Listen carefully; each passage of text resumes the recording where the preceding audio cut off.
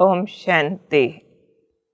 हमने देखा परम श्रद्धेय आदरणीय दादी जानकी जी को धरती पर चेतन रूप में, फरिश्ता स्वरूप में, विदेही जनक की अवस्था में और सारे सृष्टि परिवार की अति प्यारी माँ के रूप में, पालनहारिणी के रूप में, और हमने देखा उनका ज्ञान ज्ञानेश्वरी स्वरूप, ज्ञान की हर गहराई को तह तक पकड़ने वाली ऐसा विशेष रत्न जिसको स्वयं भगवान ने अपने हाथों से गढ़ा था।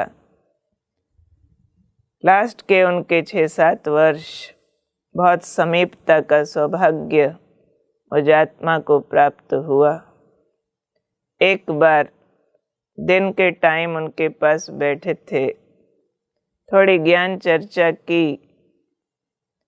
दादी को इतना अधिक पसंद था ज्ञान मंथन करना, जो बात मत पूछो।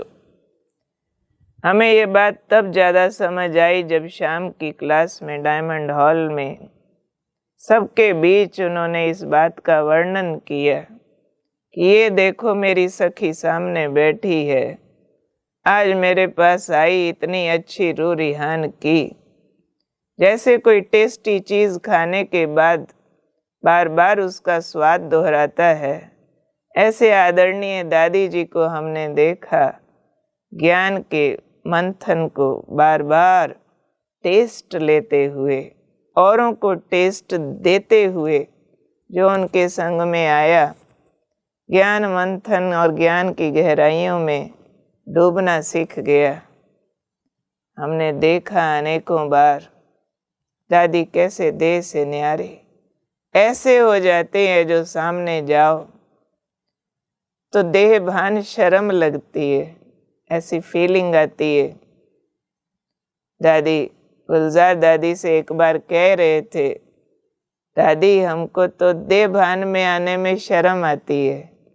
कितनी मीठी आत्मिक स्थिति की भाषा है दादी की। और हमने देखा दादी को प्यार का सागर, हर एक के छोटे छोटे जेस्चर्स को भी रिगार्ड देने वाली, हमारी छोटी छोटी भोली भोली कामनाओं को भी महत्व देने वाली। कभी हम ज़रा सा पेन लेकर के गए तो अभी कुछ लिख के देती हूँ। थोड़ी सी टोली लेकर गए तो किसने बनाई है, लाओ मुझे खिलाओ। कोई थोड़ा सा माता ने कोई जरी सी चीज़ भेजी है तो लाओ मेरे को ओढ़ाओ और मेरी फ़ोटो खींच के माता को भेजो। जैसे भक्त वत्सल होते, उनको चीज़ पदार्थ नहीं लेकिन भावनाओं का अत्यधिक महत्व था।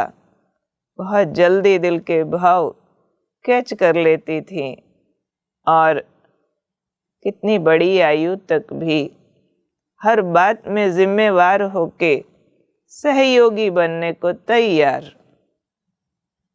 कोई कार्य की बात हम कर रहे थे दादी से, ऐसे सेंटर पर ये करे वो व्यवस्था वगैरह, दादी कहती अभी बुलाओ सारे ग्रुप को, बात करती हूँ। क्या उनकी आयु थी, क्या उनकी व्यस्तता थी, लेकिन सेवा के लिए लालायित होना क्या होता है, सेवा को रेलिश करना क्या होता है, उस सेवा सब्जेक्ट पर उन्होंने अपना आराम कुर्बान कर दिया, अपनी थकान, अपनी भूख, अपनी प्यास, लालायित रहती थी। एक बार दादी की तबीयत बहुत खराब थी, सब नहीं मिल रहे थे, हम गए। अच्छा ये बताओ तुम्हारे साथ कितने और आए हैं? मैं कहा दादी 40 और है। कहते अच्छा शाम को भले लाओ मिलाने के लिए। बहन ने सुना, दादी नहीं आपकी तबीयत अच्छी नहीं है, आप नहीं मिलेंगे। नहीं नहीं सिर्फ 40 ही है, मैं मिलूंगी शाम को। लालायित होना क्या होता है, एक जिगरी भाव कितना पहुंचता था सबको कि दादी कितने प्रेम से सारे बाबा के बच्चों को नरिश करती हैं और वो भावनाएं परिवार के अंदर सिंची गई आज भी जो शक्ति स्तंभ बना है, वो दादी की शिक्षाएं, धारणाएं चारों ओर फैला रहा है।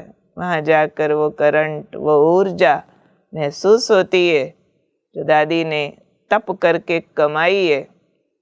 इतनी ऊंची उपलब्धियों की धनी, जिनको सर्टिफिकेट मिला lady with the most stable mind in the world, 140 देशों में बाबा के नाम का झंडा फहराने वाली दादी लिख गई कि मेरी इच्छा है जब मैं शरीर छोड़ूं तो एक पैनी भी फूलहार पे खर्च न होवे। और ड्रामा का ऐसा ही सीन घूम गया। इतनी त्यागी, इतनी वैरागी, अपना सर्वस्व विश्व कल्याण प्रति दे गई। आज उनकी महानताओं के आगे हम नतमस्तक भी होते हैं, दृढ़ प्रतिज्ञ भी होते हैं कि ये दादी माँ, आपके पद चिन्हों पर चलने का हम भी पूरा जोर लगाएंगे। आप उस जनक की बेटी विदेही जनक बनी, हम भी पूरा पुरुषार्थ करेंगे कि देह से न्यारी अवस्था पर चलकर हम आपको भी संतुष्ट कर पाएं। ओम शांति।